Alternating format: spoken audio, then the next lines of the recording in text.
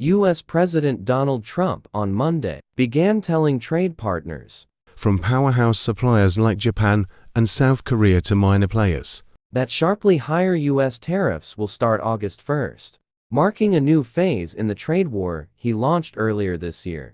The imposition of the 25% levy on U.S. importers of all goods from key allies, Japan and South Korea, rattled Wall Street, with the S&P 500 index knocked back sharply, though markets in Asia were taking the latest news in stride.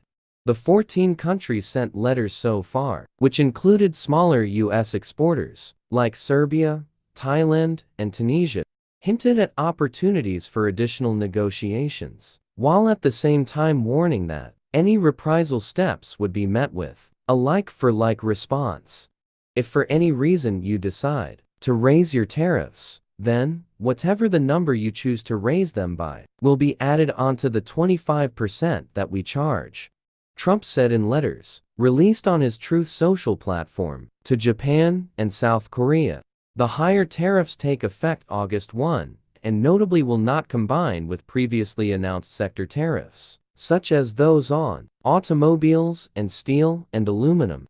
That means, for instance, that Japanese vehicle tariffs will remain at 25%, rather than the existing 25%, auto sector tariff climbing to 50%, with the new reciprocal rate, as has occurred with some of Trump's tariffs.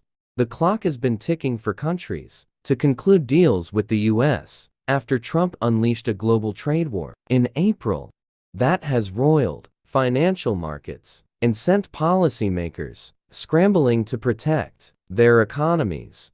Trading partners got another reprieve, as Trump signed an executive order on Monday, extending the Wednesday deadline for negotiations to August 1st. Asked if the deadline was firm, Trump said, "I would say firm, but not 100% firm. If they call up and they say we'd like to do something a different way, we're going to be open to that."